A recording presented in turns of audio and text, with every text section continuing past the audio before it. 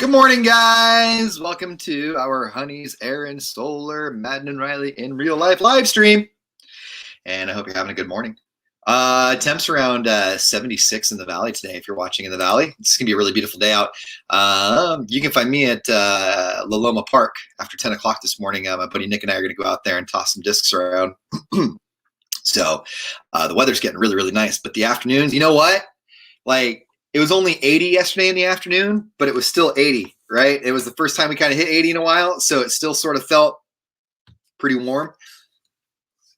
I was being a baby yesterday at 2, 3 o'clock in the afternoon. It's too hot for me. I want to go inside. I want to go.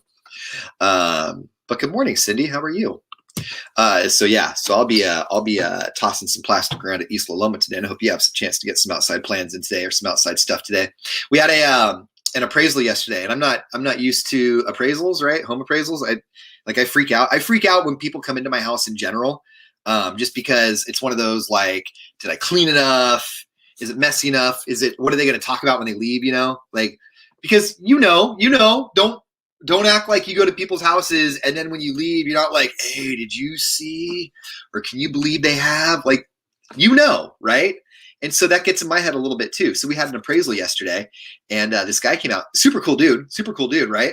But I was totally in my head. So I spent like the entire weekend feverishly cleaning, and I made some cabinet doors, which was a first for me.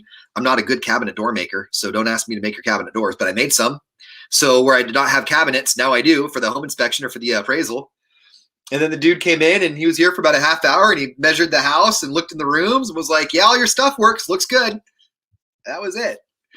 So the byproduct is that I have a super clean backyard and a super clean house right now. So right now I'm in, good morning, John. I'm in don't mess anything up. It's like the kids make a mess, and the minute I hear something drop, I'm turning around, pick it up. So anyway, hey, I wanted to bring up engagement rings this morning. I don't have one anymore. I still have a spot on my hand though. I mean, I took my engagement ring off my wedding ring off 3-4 months ago. But I still have a spot around my finger where it was, but mine was also really, really tight. But on Whisper, people started sharing reasons that they most commonly took their engagement ring off or their wedding ring off. And they were all the reasons that you would think they would be: for cheating, flirting, free drinks, free food, higher tips. The other one that was on there that I didn't even think about was mechanics and working. Because I guess, if you got your hands, deep down in an engine or a motor, you get caught on something, I guess that could cause a serious injury. Madden brought up, I didn't realize they had these. It's like breakaway black rubber engagement rings. I didn't know they did that. I was always under the impression that a wedding ring just had to be some sort of metal, My wedding ring was silver. It was my dad's. And my ex's was, her first one before she lost it was a white gold band, but nothing fancy. Like people pay $15,000, $20,000 for engagement wedding rings. We had an agreement, and it wasn't because we had to go cheat, but with the stone that was wanted in the wedding band, I think my engagement / wedding ring for her with the bands included came out to like $1,800. That's pretty cheap for engagement wedding, right? And we could have gone, but that was just what she wanted. So, I mean, I guess I lucked out because it got lost anyway. And now we're not married. So anyway, if you could drop in the comments, if you take your wedding ring off, why? And is your partner okay with it? Have you caught your partner taking their wedding ring off? Why? And were you okay with it? Drop us in the comments, or drop why in the comments. We'd love to read that. We'll post them too. Okay, so here's what we got going on. Your $25,000 fast money keyword. It is in effect right now on the FM side. So if you want to hop over there, you can grab the word. We're going to mention it a few times throughout the hour. And you're going to want to text that word to 95819. It's your chance to win $100 for qualifying, and then you'll qualify for $25,000. So again, the fast money keyword on the FM side right now.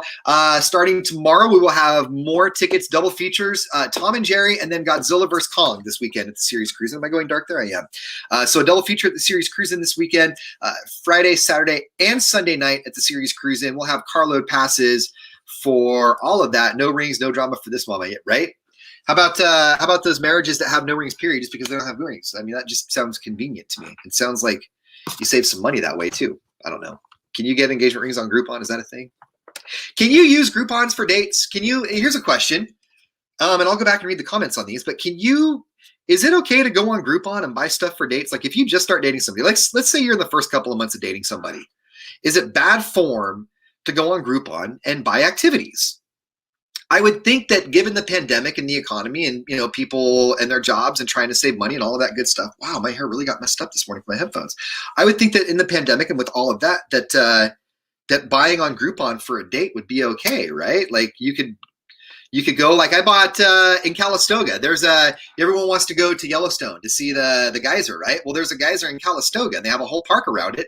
And so I bought passes for four for like, I think it was like $25 or something to go see a geyser in Calistoga. Why not? You know, you have to go to Wyoming to see Old Faithful, so let's see one here in California instead. It's not going to be as sexy as Wyoming's, I'm sure, but you know, whatever. So anyway, I'd love to read the comments on that one.